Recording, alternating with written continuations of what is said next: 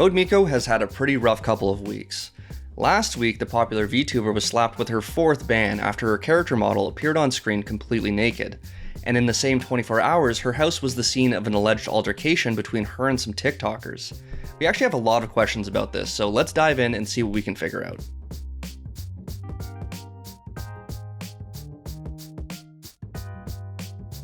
So before I confuse the hell out of anybody who doesn't know who CodeMiko is, allow me to give you a short explainer. Miko is a VTuber, meaning she typically streams as a virtual avatar rather than her own self. What makes her more unique is that she ditches the traditional anime characters for more lifelike 3D models. On top of that, Young Kang, the woman behind CodeMiko, is a 3D artist and VR designer, meaning she could basically do or become anything she wanted on stream.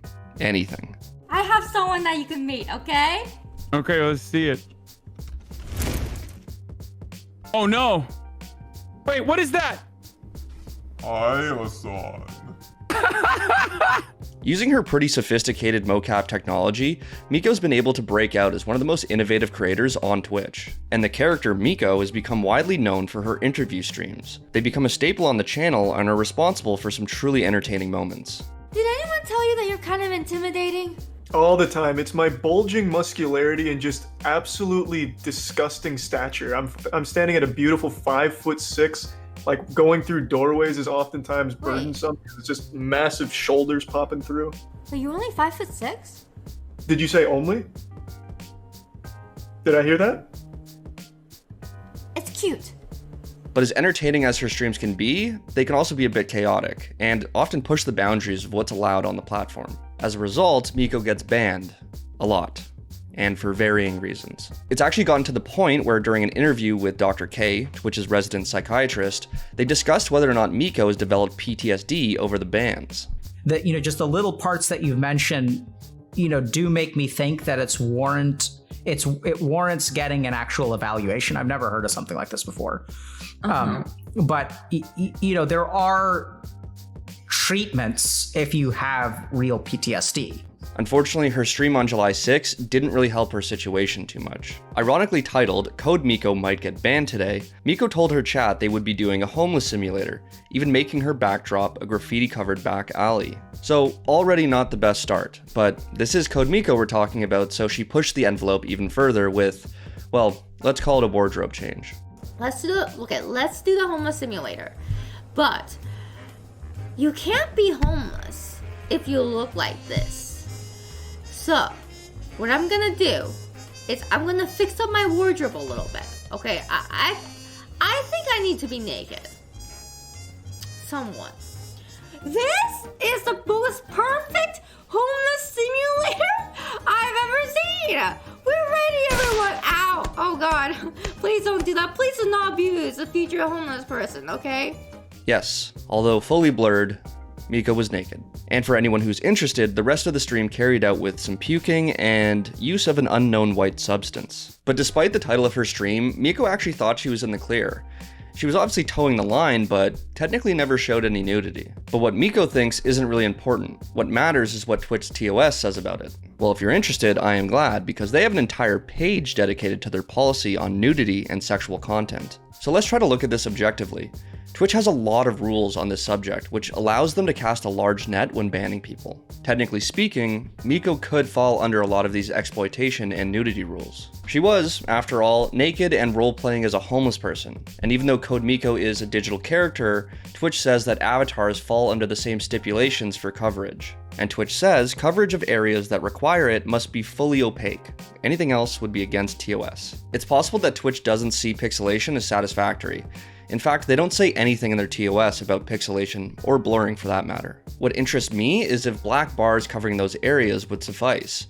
They technically are opaque. Regardless of that, Twitch made their decision and Miko was hit with another ban. However, the story doesn't end there. In the same 24 hours, Miko tweeted that 4 TikTokers tried to get access to her house without permission. The group, who were strangers to everyone living with Miko, claimed that they used to live there and wanted to come inside to have a look. And after being denied access to the house and told to leave the property several times, the TikToker allegedly threw a rock at Miko's roommate and fellow streamer Just Minx, even tearing through the screen door. Bro, I used to live it's not like Yeah, but he threw a rock. Dude, it's just We were talking. It's just a house. We don't know you. No, it was You just came to our house. We're doing shit. No, wait, let me talk. You just came to our f***ing house expecting to let him f*** off. Why are you throwing rocks? Just f*** off. Afterwards, Minx apparently spat at them, chased them down the street, and challenged them to a fight. So, business as usual for Minx. Luckily, it seems that no one was hurt during the entire altercation. Since then, there has been a ton of unconfirmed reports of the situation, including a false accusation and whether or not Minx tossed a vase off her balcony. But since then, Miko's side has said that they won't drop the names of the TikTokers since this might now be an investigation.